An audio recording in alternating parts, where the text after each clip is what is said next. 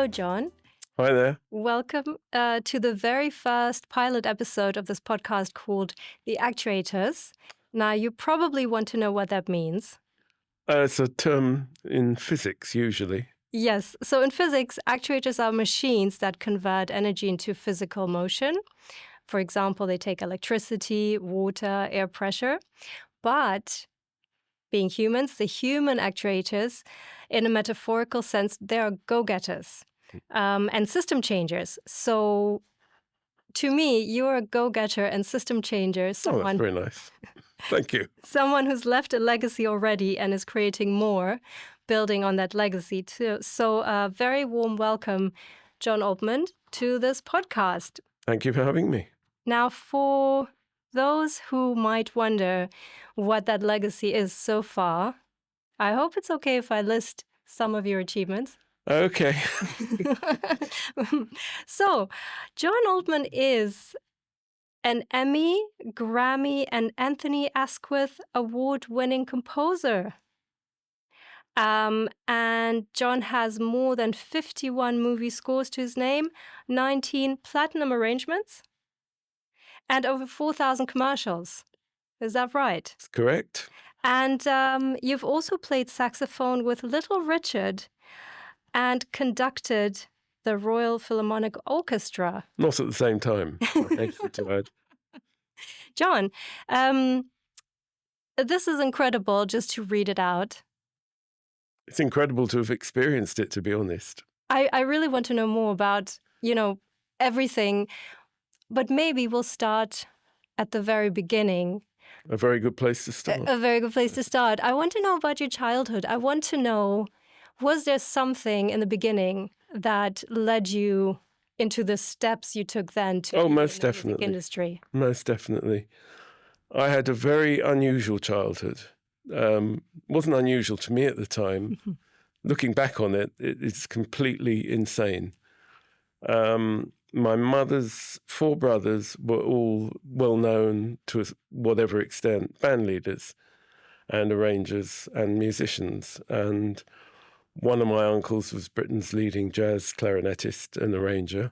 May we know his name? Sid Phillips, who played with Louis Armstrong's British All-Stars and wrote most of the arrangements for the Ambrose Band, which was the top dance band in the country before the war.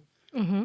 And my youngest uncle was Wolf Phillips, who was the conductor at the London Palladium between 1947 and 54, and therefore was musical director for all the major acts that came in, like Frank Sinatra, Nat King Cole, Judy Garland, Bob Hope, Dean Martin.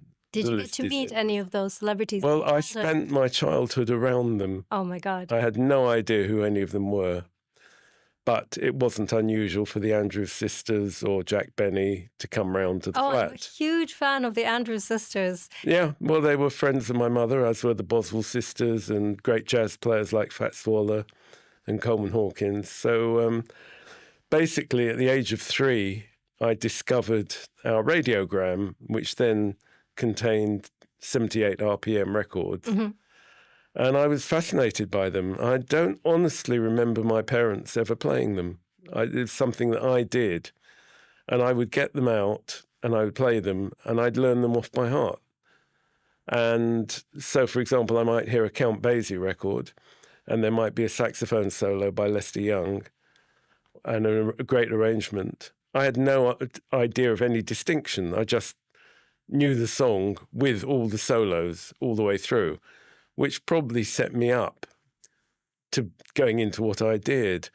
And the thing was, I still can sing all those records, but I went from a jazz record to a Borodin Symphony to Bill Haley and the Comets. If I liked it, it was great. If I didn't like it, I'd never play it again. Wow. So I developed this love of all music. And was there an instrument that you learned as a child at home? I started piano lessons at 7, Mm-hmm. and I started composing at 7. Right. And little piano pieces, silly little things, I guess. Reminds me of Mozart a little bit. Well, I wish. The amazing thing was, many years later, I was doing a commercial for W.H. Smith, Back to School. Okay. And they said, could you write something that sounds like it was written by a 7-year-old?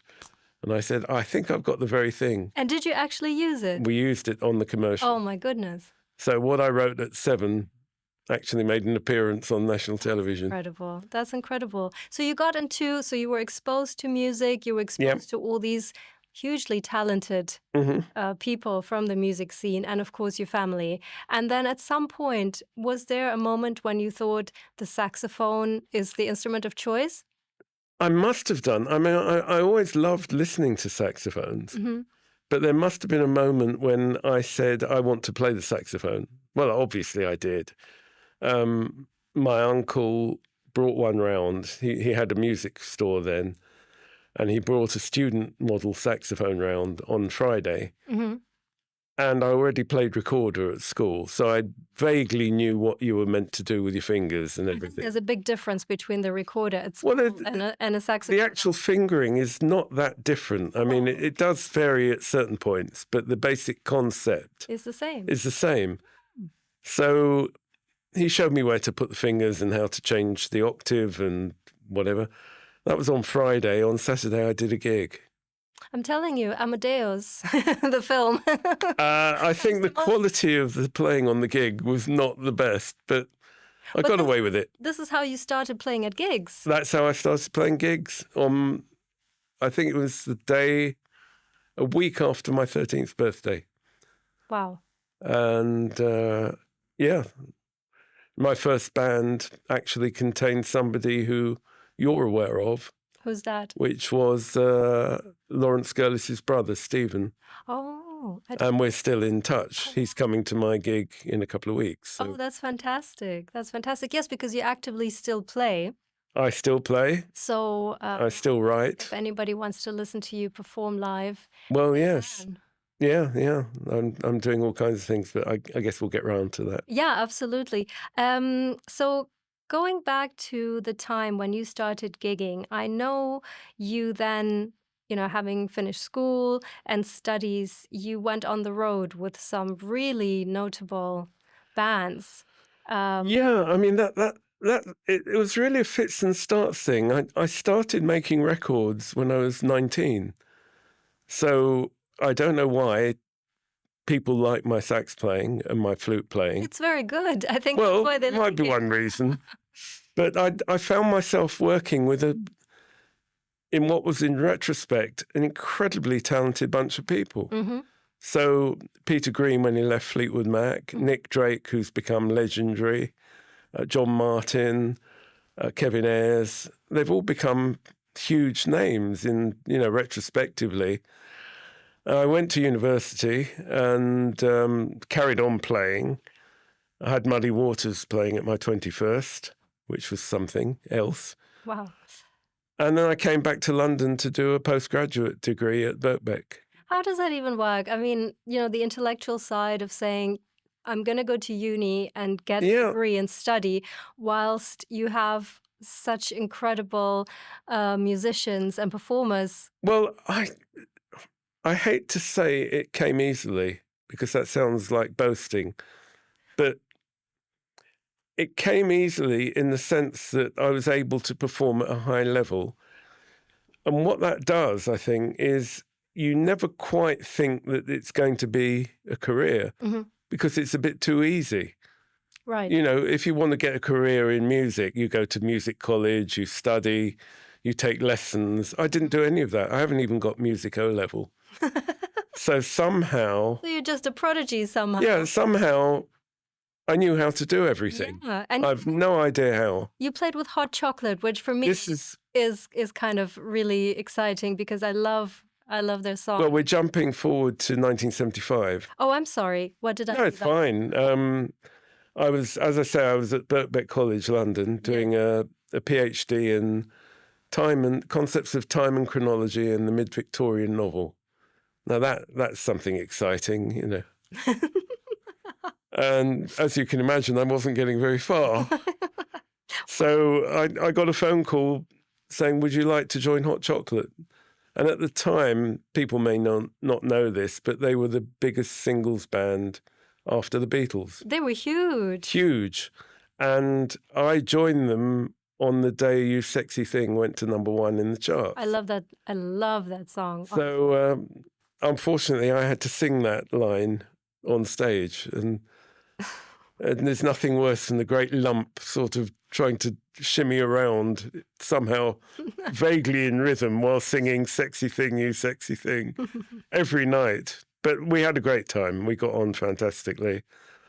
And after I left the band, I stayed for 2 years. Mhm. And then 11 years later, I went back to do Errol's final gig with Hot Chocolate. Okay. But this time playing keyboards. I was playing all the string parts on keyboards. Right. And we all stayed in touch. Some of us are still in touch now. You know, obviously a few have passed away, but some of the members of the band and I still speak quite regularly. That's amazing. And Really nice. when I left, I'd already started recording with the Monty Python team. Yes, the Monty Pythons. This is a fantastic So story, isn't it? yeah, I did an album called Matching Tie and Handkerchief, Mhm. and that brought me into their orbit. So when they started doing a spoof of the Beatles called The Ruttles and Life of Brian, the movie, there I was, you know, in script meetings and throwing in my ideas, which came to fruition, you know, with Always Look on the Bright Side of Life. Tell me more about this, because this is such a classic. It's well known. I think even the younger audience who might not know Monty Python's too well will have heard the tune. Well, we were saying this at lunch today with my friend, you know, a lot of, well, younger people won't know what Monty Python was. Yes. But you mentioned Life of Brian, and they immediately, that's my favourite film. That's my favourite film. Every single one. And of course, Bright Side of Life is the big finale. Everyone knows it. And it came about by accident, really, because they didn't have an ending for the film. And Eric Idle said, well, look, I'll write a song. So he went away and did a guitar demo, sent it to me. And I came up with the orchestral structure and we recorded it. And I joined the Fred Tomlinson singers whistling. So you hear me whistling on the track. Fantastic. On the film. And little did we know, 50 odd years later, it's iconic. Absolutely. And It really is. And it's really meaningful, you know. Yeah. Well, it started out, the crew of the Sheffield during the Falklands War, when the ship sank, they were singing it in the lifeboats. No. And that triggered an interest in the song that became then football crowds. And all the football crowds started singing it when their teams were losing. Oh my God. Or they'd sing it at the opposition. That's got cult status in a way. Yeah, so it was re-released as a single and we went on top of the pops. Wow. Which was a weird experience. After many years of not being relevant, I was suddenly relevant again. And that's been an ongoing thing. But going back to leaving Hot Chocolate, I started doing takedowns for the BBC. And what that meant was American artists would come over to do variety shows like the Two Ronnies and the Morecambe and Wise show, but they wouldn't bring music with them. So I would listen to the records and write down what the music was and then give it to the show, appropriate show. Right. So they would just come in and sing. So I did Don Williams and Stylistics and had quite a spell. I transcribed Telly Savalas's latest record and wound up conducting for him as well. Very nice. Which was great. So I had this subsequent career, and in the middle of all that, I got a call from Van Morrison saying, come on the road as my musical director. So that's not a bad call to get, is it? 78, 79, there I am, rearranging all his music and playing saxophone. Wow. How incredible. How was it with Van Morrison on the road? It was fabulous. He never interfered with anything I did. Okay. He let me have carte blanche with his back catalogue. I knew the lineup of the band, obviously. So I arranged everything for that lineup. Whereas, you know, he might not have had a brass section, or he might have had a string section. Mm-hmm. And anything I did, he was, tell me when to come in. Right. So I had a great time on the road, and we did some wonderful gigs. Is this the time when the famous Freddie Mercury encounter happened? No, that was in Hot Chocolate. Oh, will you tell the Going story? back I know you've told the story a few times, and a few times. I've asked you to tell it, but I think it's such a fun story. Maybe you wouldn't mind telling it again. Hot Chocolate were booked on the road by Mel Bush. Mm-hmm. And the other band he had on his books was Queen. Mm-hmm. And this is around the time of Bohemian Rhapsody. So they were touring a day behind us. Okay. But the same itinerary. Right. So we would be in Bournemouth, and then they were in Bournemouth. So they would either be checking into our rooms, or we'd meet them on the way down, on the way back in service stations. Occasionally, we'd both be in the hotel at the same time. So they'd come to our gig and we go to their gig. So we got to know them pretty well. And two of my friends, one was their tour manager and one was their lighting chief. And they didn't know that they had me in common. So that was quite fun. Okay. Because one of them boasted that he'd been at my 21st with Muddy Waters. And the other one said, yeah, I was at his 21st with Muddy Waters. And neither of them knew. So that was fun. But we were in a service station in the West Country, about 3 a.m. We were going back from a gig, and Queen were going down to the same place. So we met in the service station. And being near Salisbury Plain, it was also where the army had manoeuvres. So I was standing in the queue for food with Freddie Mercury behind me, and behind him a soldier in camouflage with a tree growing out of his backpack and mud smeared all over his face. So you can picture that. I am picturing. Yes, as a scenario. So I got up to the counter and the woman there said, yes. And I said, eggs, chips and beans, please. And she said, sausage, eggs, chips and beans. And I said, yeah, I don't want the sausage. She said, you have to have it. And I said, well, this is something new. She said, it's on the picture, sausage, egg, chips and beans. I said, well, look, I'll pay for it, but I don't want my food tasting of sausage at 3 a.m. She said, it's the law. I said, well, what law? You know, I've never heard of anything so ridiculous. Let me see your supervisor. So the supervisor comes along. Eggs, chips and beans, sausage, eggs, chips and beans. I don't want the sausage. You've got to have it. I said, look, put it on another plate, 1 plate per order. I said, well, if you put it on my plate, I'll pay for it. I'll just throw it straight in the dustbin. You can't do that. I said, what do you mean I can't do that? I bought it. I own it. I could wear it if I chose to. Are you trying to be funny? I said, no. I mean, I'm exasperated. She said, because I'll call the police. And I said, what, the sausage police? Anyway, eventually I said, right, put it on my plate. I paid for it. And I went, who wants the sausage? And there was a truck driver at the table. He said, I'll have it. No, glaring, you know, she was glaring at me. All this time, Freddie Mercury was now on the floor, rolling from side to side, clutching his side in hysterics. Behind him, the guy with the tree was completely motionless, you know, no expression on his face whatsoever. Because obviously he was on a maneuver, you know, he couldn't. And the picture was just wonderful. So whenever I saw Freddie Mercury in later years, I'd make sure he didn't see me. And I'd sort of creep up behind and I'd go, eggs, chips and beans. And he wouldn't look round. He'd go, sausage, eggs, chips and beans. I'd say, I don't want the sausage. You have to have it. It's the law. And nobody had a clue what we were talking about. And we were in hysterics. That is so good. That's the, you know, everyone knows Freddie Mercury, great memories. Sausage, eggs, chips and beans. That's my memory of Freddie Mercury.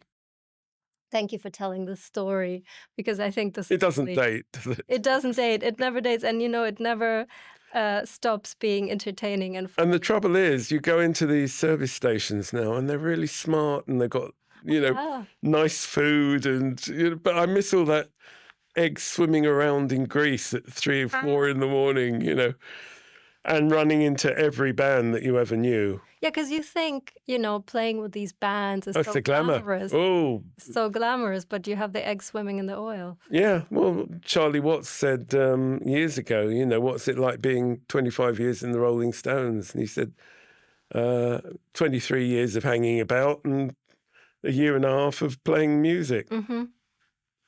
It's true. It's true. It's true. So that's why I came off the road, basically. And I'd also started writing commercials.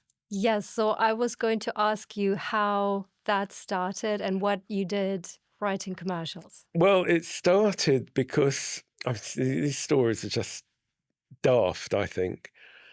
While I was doing my degree, I took a job when I wasn't on the road with a hot chocolate.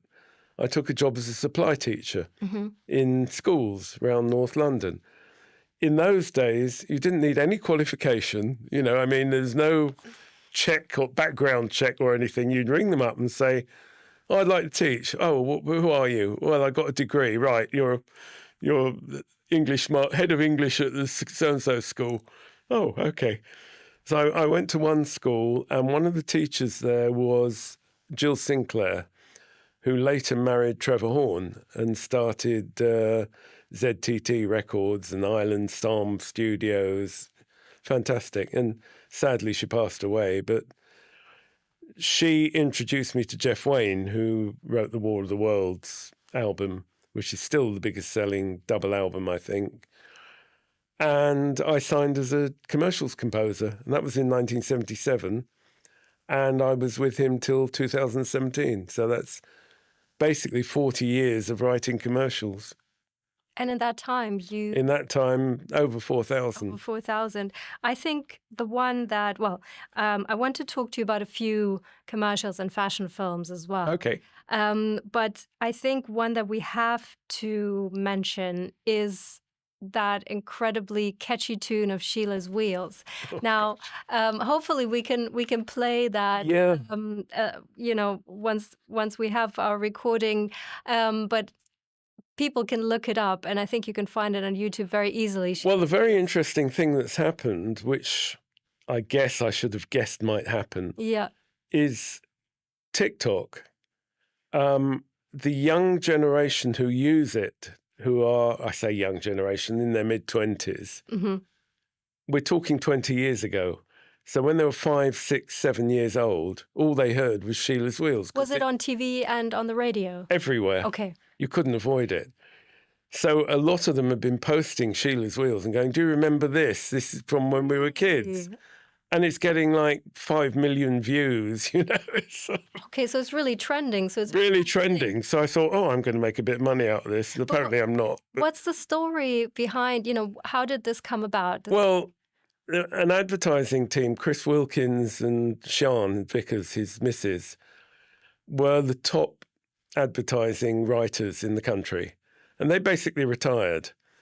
Chris wrote the Cadbury Smash commercials, which people of a certain age will remember, with Martians. It was a great commercial for Mash Get Smash, and various others.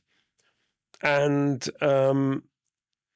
Esure were launching a new insurance company that was specifically aimed at women. Again, I don't think you could do that now.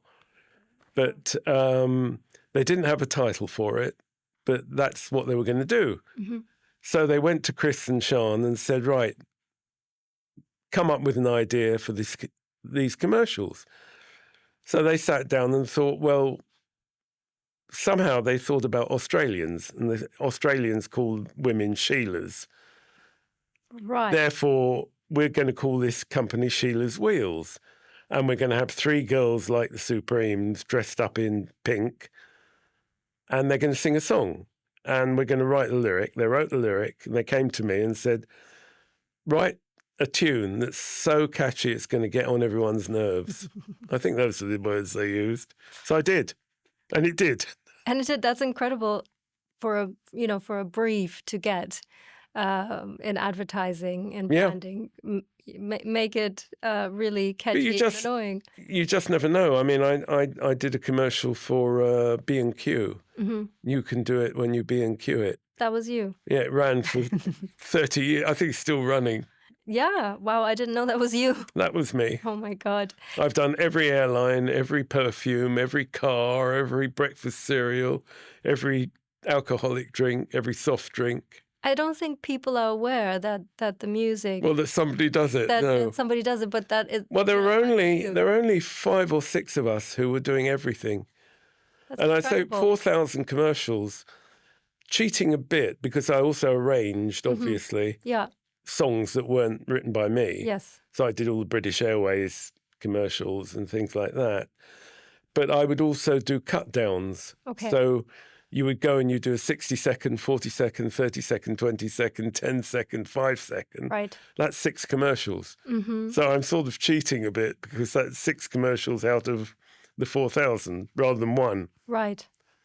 But it's important because that's what you did. You did a Yeah. whole bunch, You need the different campaign. formats. Yeah, absolutely. And then in America, I did all the Barbie commercials and Ford commercials. And they went worldwide. I'd hear them everywhere, really. You did a few fashion ones, and I think they're Yes. really, really interesting. There's one that was for Levi's jeans. Yeah. And I think there's a really interesting story here as well, because who was it again? Who was involved? The famous. Well, there is an interesting story because the film was directed by Jonathan Glazer, Yes. who won the Oscar. And it was the most expensive commercial ever filmed at that time. It What was the year one. did it come out? I Remember? can't remember the exact year. It was the early 2000s, I think. 2000s, and it's the one where They run through the wall and up the tree, and it's very dramatic, very dynamic. You have a man and a young man and a woman in yeah. jeans, and they look sternly ahead and they start running, and then they break through all the walls. Yeah. and then they run. I think, where did they end up in the air in the end? They do up through a tree. Oh, through a tree, yes. And it's called Room to Move or something like that. And somebody at the agency found Vivaldi, Four Seasons. Okay. So I rearranged it to fit the film. And it worked beautifully, and the director loved it, and everyone loved it. And it went back to Sir John Hegarty, who ran the ad agency, and he said, I don't think the music's right. I said, but everyone loves it. The client loves it. Says, no, there's another way. It's too on the nose. It needs to be objective. It needs to be sat back and calm and counterpointing what's going on. So again, they came up with a piece of Handel. And again, I arranged it and conducted it. And it went on, and it won every award going. So he was vindicated. But Jonathan's website still runs the old Vivaldi track. Does it? And you can find it on YouTube And as you well. can compare the two versions. So you can compare them, yeah. Yeah, and there's a huge difference in how it changes the film. And for me, the great thing about the Handel is it slows the film down, whereas the Vivaldi rushes it along. It is very short, and it is very dynamic and intense anyways, visually. Exactly. So it's a very interesting lesson in how to counterpoint a piece of film. And I would do that in movies. I would, if there was an action sequence that I was scoring for a film. The interesting thing about scoring movies, of course, this is just to digress a bit, is if you do one action sequence, like I would do like James Bond. Yes. At the end of it, you think, oh, that's great, I've done it. And then the next film, you've got another action sequence. You can't do the same thing again and keep doing the same thing. Yes. So you have to think outside the box. And sometimes, do you know what? That might work if you counterpoint it with something very slow and stately and graceful, and vice versa. If you've got something in the action that's really slow, maybe you need to put something fun or humorous or lighthearted to counterpoint what's going on. And Elmer Bernstein, who I work with on movies, would never write comic music for comedies. And Interesting. if you look at I can't say it. If you if you look at Animal House Yes. or Airplane, Uh-huh. the music is very serious. Right. It's not funny poking you in the ribs music. And that adds to the comedy. It adds a layer of complexity, I guess, that Yeah. you pick up on, maybe not consciously. Well, also because it's taking it all seriously. Mm-hmm. So you're sort of, this is ridiculous because, Leslie Nielsen is being completely stupid, Mm-hmm. but the music is dead serious. It's film. a thriller. Yeah. It's wonderful. I do want to talk about James Bond, but I will ask you about Prada first, if that's okay.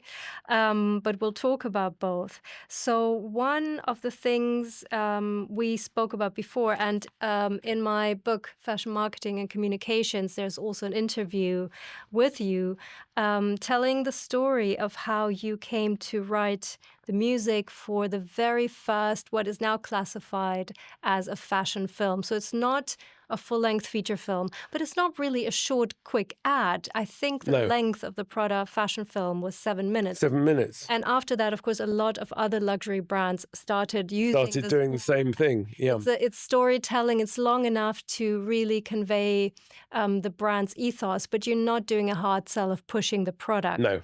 And so I think it's really, really interesting to discuss this because Prada, was it Mutual Prada who contacted you or Ridley Scott? No, it came... I had done a lot of commercials with Ridley Scott. Mm-hmm. And his daughter, Jordan, was directing this commercial. Mm-hmm. And she decided to bring in Ridley to co-direct. Okay. So the company... I was in Hollywood at the time. As you would be. Where else would I be?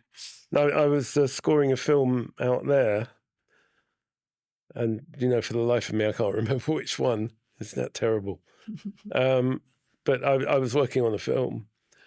And they said, we shot this film for Prada. We have no real idea what the music should be. Okay. But we're hankering towards something slightly jazzy. Mm-hmm. We think it could work. So I looked at the film, and as you say, it's 7 minutes. It's also quite obtuse in the sense that you don't see the product till the very last shot of the film. I think there's one kind of frame at the end that shows, and it was the Prada perfume that was launched. Again, it was very new because there were not many fashion brands with perfumes. No. Prada's very first one. But interestingly, because it wasn't a hard sell, you wouldn't even know what it was about until the very that's right. moment. But you had this whole story going on. A whole cinematic story about, the supermodel. In Berlin, I think it was shot in Berlin. Getting on the train, going somewhere, then having an argument with a boyfriend, then dancing salsa with someone, then sitting in the back of a taxi and changing. Yeah. And it was interesting because it was almost like scoring a silent film. Okay. In that the moods changed within scenes. Mm-hmm.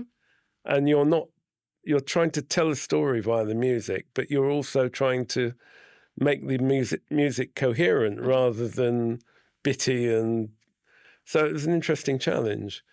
But I came up with something that seemed to work.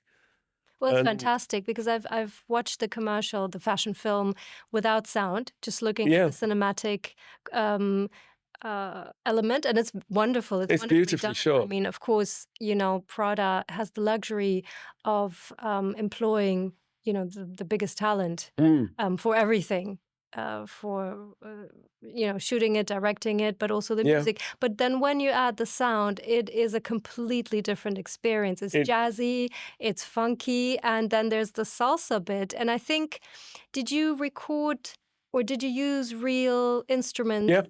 To do this? Tell me more about this. It's basically, it's people I used regularly. Mm-hmm. So it's a couple of piano players that would do a lot of work with me.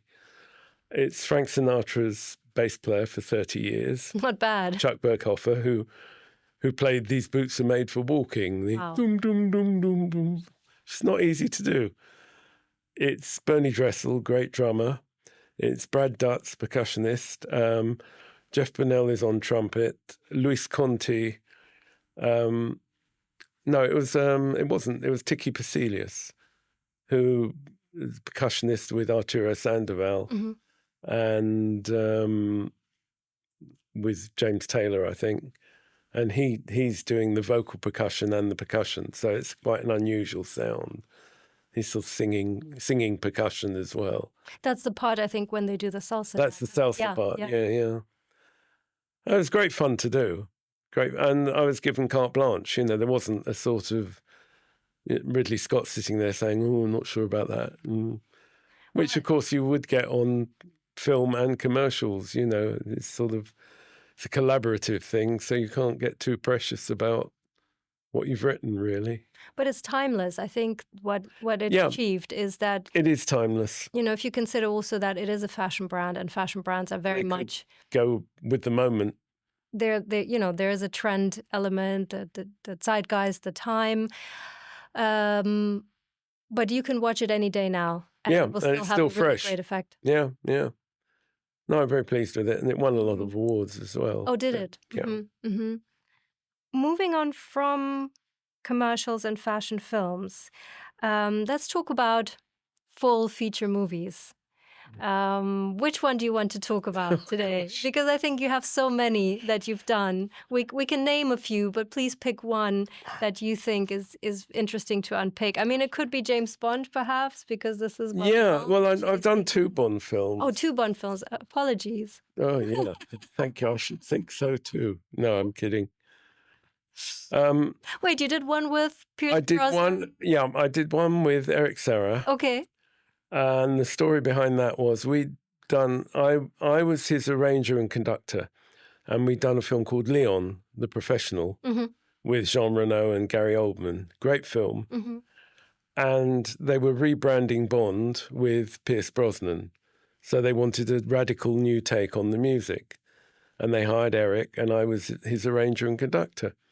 And everything went fine, except they didn't have a James Bond moment, and they needed that to say this is James Bond. Otherwise, people would not connect Pierce Brosnan with who. Incidentally, I got him his first big movie break. That's another story. But so they wanted James Bond. So I saw the tank chase, St. Petersburg tank chase. Where did they film this? Because a lot of it is filmed in Leavesden, and a lot of it is miniatures. But it's very effective. It's very effective. I mean, when you watch it, I was looking at it. I was like, I know these streets. Yes. I've walked down these streets. Yeah, and they're wrecking them. They're wrecking them. How did they do it? How did they do it? And even the little cars and things that they've put. That's very or whatever they are. Yeah. They did a really good job with the. No, they did. But the interesting thing was, I saw it for the first time on Friday.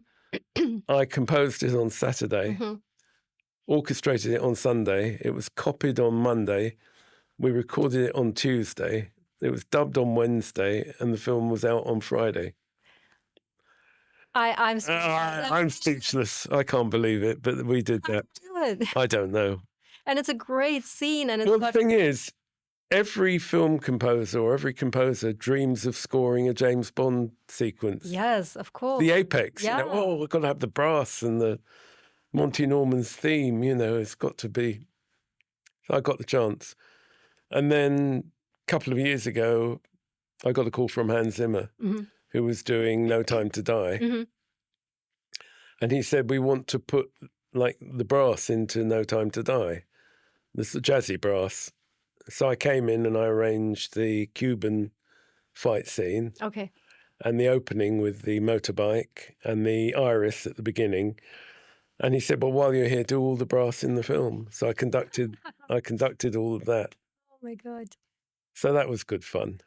And it was nice to be asked. It's legendary. Yeah. I think one film that everybody knows and that you had a really significant part in musically is Titanic. Yeah. Now, as a teen, we all ran to the cinema to watch Titanic.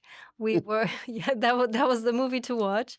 Everyone was in love with Leo DiCaprio at that time. I think the music was a huge element, obviously, of the whole film. But I don't think my teenage self had any idea that one day I'd be talking to the person who's responsible for a good chunk of that music and some Well, really significant scenes. yeah, very significant Yes. scene. Yeah, I came on. I hate to say I'm on board.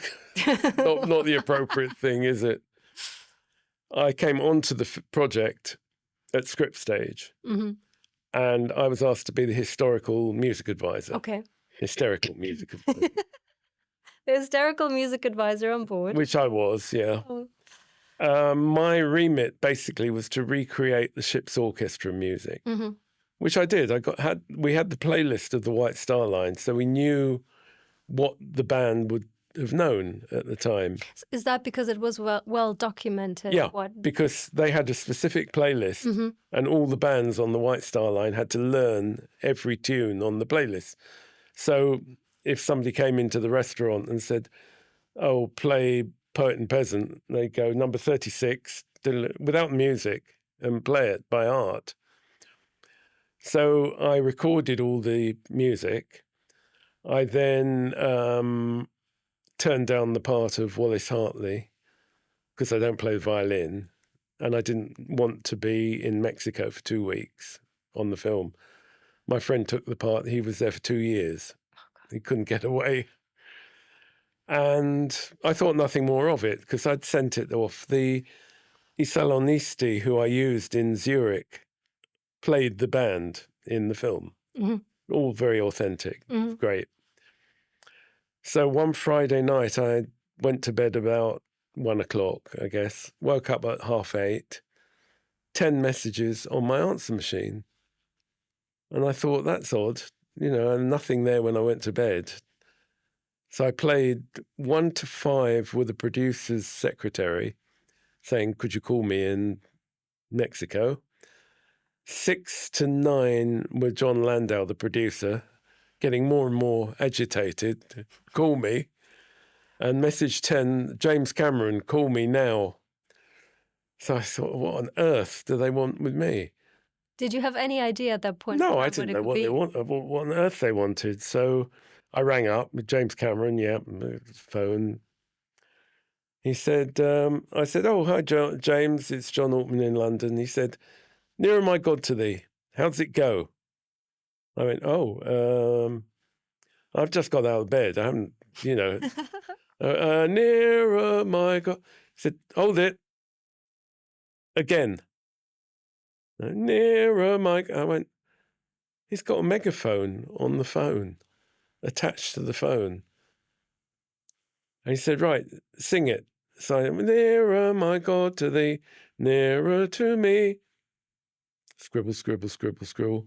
And what happened was he decided he wanted to film it live for the film on the deck when the ship sinks. And the band said, "We don't know it. And we haven't got any music. We can't play it." So being the historical music advisor, I'm obviously the only person in the world who can sing it to them. So they've literally waited the whole night with everyone in the water, all the extras splashing around, and Leonardo DiCaprio probably floating on that board, with All Kate. painted blue and Yeah, waiting for me to wake up to sing this thing. And I sang it, they wrote it down, and I guarantee you, 9 out of 10 people, if you say to them, "Tell me a scene in Titanic that you like," the orchestra on the deck and the ship thinking, it's it's so the iconic significant. scene. Absolutely. And that's how it happened. Oh, Just God. me singing. Oh my God, this is the best story ever. Oh, it Honestly. is daft, isn't it? I mean, you can't. It's great. And we thought the film was going to be a flop. Honestly, the executives thought it was going to die. And we went to the premiere, and boy, wow, this is amazing. $1 billion in a week, can't knock that. Who knew? It's probably still the biggest film of all time. I know. Didn't it recently have another kind of... Well, they reissued it in 3D, and it did another vast amount. And next year is the 30th anniversary, so no doubt they'll re-release it again. But the funny thing is, we've all got the Titanic bond. Mm-hmm. So not James Bond, Titanic bond. So if I meet Leonardo or Kate Winslet, we just got to say Titanic, and we're, it's a family thing, it's something we all did. Billy Zane. Oh, but I believe you. Oh, yeah. That's incredible. Yeah, no, it really was, it's the key to open all the doors, Mm-hmm. Mm-hmm. That's And I have a few credits on the film. You have to wait about an hour to see them. to see them. Yes, especially the I think the traditional music scenes where they play, is it a lower deck where they have the dances? The Irish dances. Irish dances, yeah. I'll tell you a little secret. I'm sure that people are meant to know. What's that? He learnt all the dances, and they dubbed the wrong music on each one.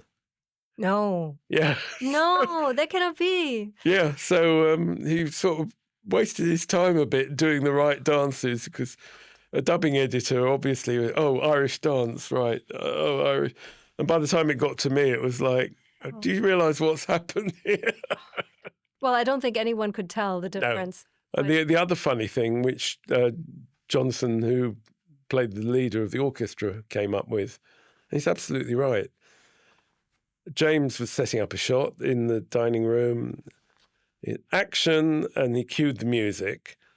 And Jonathan said, "Could I have a word?" And James came over. And I have to say, he really does listen to everyone. He said, "What's the matter?" He said, "Whenever we shoot a scene, you keep starting the music from the beginning." He said, "In real life, they'd be in the middle of a tune. You wouldn't go to a conversation and start music at the same time." He said, "I never thought of that. You're absolutely right." So when you see Titanic, the period music starts in the middle. It doesn't start at the beginning, because you wouldn't go in somewhere and go. Yeah, absolutely. And that's because Jonathan pulled him up on it. Amazing. Yeah. So it shows. It shows. They do listen sometimes. Sometimes. So I want to ask you, I want you to drop some names for our audience.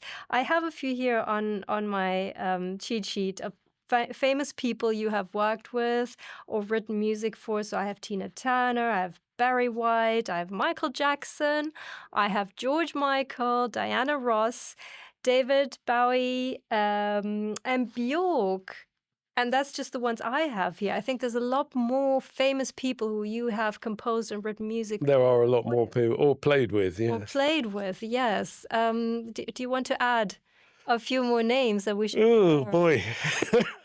I know you've got it all in my autobiography, which is lurking behind me. Yes, if anybody wants to read the full story. Yeah, I mean, playing wise, I've been very lucky going through obviously Van and Prince, playing with Prince, which was great. Playing with Jeff Goldblum for years, which has been great fun. You've gigged with Amy Winehouse? Amy Winehouse. Well, we ran a night at the 10 Room, and Amy was a regular when she was 16, 17. And I was sort of mentoring her. So I would tell her what to listen to, and, have you ever heard Jerry Southern or Joe Stafford or Lee Wiley? Or here's a Etta James record you won't know, or here's Dinah Washington. And she loved it. She was a complete musicaholic. But the 10 Room was amazing because it was a moment in time when American artists would come over to do Top of the Pops on a Wednesday, and they'd have nothing to do on a Monday. So we had Lionel Richie, we had Chaka Khan, we had The Roots, we had Ja Rule, we had Chris Tucker, Will Smith. I mean, it was amazing. For those who don't know what the 10 Room were, because this doesn't exist anymore, it was a venue, a musical venue, a club in, I think it was Air Street. Air Street, behind the Cafe Royal. Yeah, just off Regent Street. Yeah. And it was a club with the big difference that you had on the nights that it was open. You had live music and those stars that you just mentioned. Well, it was pre-paparazzi for some reason. I could never work out why. And there was guest list only. So they turned away Madonna. Did they? and her 33 guests. Yeah. Oh my goodness. So I must be lucky that I got in. You got in. They turned away Bon Jovi. No. They did. You're joking. No. They didn't know who he was. They knew who Madonna was, but she brought 33 people to a packed club. Yeah, and the venue And they said, huge. You can't come in. No, it's impossible. Prince got hijacked into China Whites. Right, that was another club that I don't know if it still exists, but yeah, it was a. He showed up, and they said, "This way, this way." Late 90s into the early 2000s. Yeah, It was the highlight. And we then went on to the Big Isle, and we had Jill Scott. We discovered Jessie J, and Cynthia Erivo, who was one of our backing singers. That's true, Yeah. Cynthia. I wonder if I saw her perform. I might. I'm sure you would have. Yes. And stars would come. Jill Scott, Naturally Seven, Prince. Mm-hmm. Yeah, it was an amazing time. Yeah, and just other celebrities would just drop in. Oh, yeah. They weren't singers. They would just hang out. And you're right, it was pre-paparazzi. Yeah, Stevie Wonder's band. It was amazing. Yeah, for those people. And you were always on the saxophone. I was always there. Pharrell, I was making noise behind. John Legend debuted there. Yes, absolutely. Yeah, that was an a wonderful time. I think we have a little bit of time left to talk about your work with Bjork. Now, okay. I think it's fascinating because, again, this is someone I listened to when I was younger, and Bjork is also known for her incredible style and fashion choices, whether you like them or not, but she was quite legendary for trying out to express herself. The swan around her neck, the swan dress, so for listeners who are into fashion. And, of course, her music, which was, at that time, nothing like that existed before. No. What was your encounter with? What happened? I got a call from her management saying that one of her fans had sent her a cassette of a Betty Hutton song, a B-side from the 50s. Betty Hutton, doctor, lawyer, or in India? That's the one who, again, I knew through my uncle, who had conducted for her. But she had sung this on the throwaway B-side. And the fans said, you should do this. It'd be great for you. And she picked up on it. Oh, yeah, that's a good idea. So they wanted a big band, and I have and had a big band. And they asked me to write the arrangement, which I did. And we booked the recording session. I hadn't met her, but I knew it was the same key as Betty Hutton and same structure. I just modernized the arrangement because it was quite old-fashioned in some ways. And the title of the song is? The song was, they changed it. Originally it was called Blows a Fuse, but her version was called It's So, So Quiet. And the recording session we were going to do live, we were going to do it live, but she was going to sing it, but not necessarily the final vocal version. And the recording session was booked from 10 in the morning till 1, which is the usual time for recording sessions. So my big band came in and we rehearsed it. And I went in the control room and said, when do you think she'll be here? And the producer said, well, she's looking for her shoes. She won't be long. Okay. So we rehearsed it again. And it's a very hard blow. So I said to everyone, look, let's take a break now. We'll just come back when we're ready to record. Took a break. 12 o'clock went. 12:15 came, went. 12:30, 12:45. I basically given up, because we had 10 minutes left. And she came through the door. And she skipped over to me, which I thought was, interesting. 35-year-old woman skipping is quite something. Good for her. And she said, what's going on? I said, well, what's going on is we lose the band in 10 minutes. And she said, I thought they were here all day. I said, no, they're booked from 10 till 1. They can't stay. They've all got work to go to. She said, all right, we better do it. She went into the vocal booth. She could hear the rhythm section, but not the horns who were out in the studio. The rhythm section could hear her, but not the horns. The horns couldn't hear her, but they could hear the rhythm section. But they were following my conducting via her vocal. So, I mean, it's like, you know, tightrope walking. And we started recording. 4 minutes later, we had the finished record. Incredible. And that's what went out. No retake, no revocal, nothing.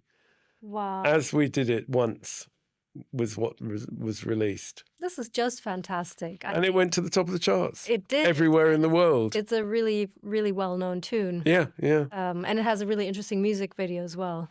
Oh, the video is terrific. Spike Jones. Right. That really made, you know, people sit up and, oh, this is different. And it was a huge hit worldwide. Yeah. I mean, I had 2 massive hits at that time. Had a few, you know, really good ones. Mm-hmm. But working on Faith with George Michael, doing Kissing a Fool, was massive everywhere in the world. I just got a diamond disc, which I'd never heard of. Congratulations. Thank you. So I thought there's gold, because you have quite a lot of those. Yes, well, golden, platinum platinum, and silver records. Yeah. But diamond record is 10 million sales in America. Is that so? Alone, yeah. Well, congratulations. Well, thank you. I mean, I don't know how much I'm responsible for, but it's a shame George is not around. Yes. Because he was a super talent, and I can't believe he's been gone for 10 years. Wow, has it been so long? Yeah. That's incredible. Well, the 3 who went that year, but David Bowie, George Michael and Prince, I surmise that I'm the only person who worked with all 3. I probably am. And then Michael's been gone for nearly 20 years soon, 2009. It's, yeah, time marches on, I guess. Time marches on, but you are still gigging, you're still I'm still gigging, I'm still writing. People who would like to hear you play, what locations can you be found at? Is it usually around London? At the moment, yeah, I've done a few things. I'm doing a lot of fundraising gigs for Parkinson's. Okay. And I'm doing either me with a pianist and being interviewed. So I've got one with Alexander Armstrong coming up. And I've done some with Adrian Dunbar and various others interviewing me. And then I've got my quintet at the Pizza Express Holborn on August 20th.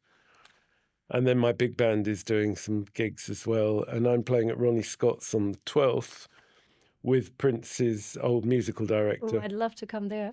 That should be a good one. Ronnie Scott's is a legendary place as well. That's Phil Lasseter, who was Prince's last musical director.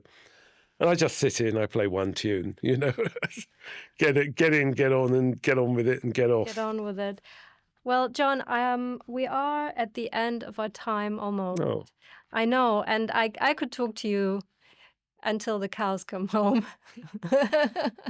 And here they come. On second thought, I'll talk to the cows until you come home. We know where that's from, don't we? That's from. I think there's so much more that you've done in your life, and we only kind of touched the surface of it. I really encourage our listeners to check your website, check the films and the music scores you talked about, check out your book to find out more. And I really want to thank you for being on the very first episode of the Actuators. You are more than that. You have really put things in motion, and you have really changed our knowledge of music and film and commercials for many years ahead. Thank you. Permanently. So thank you so much for your time. It's been fun. Same here. Great fun. Thank you, John.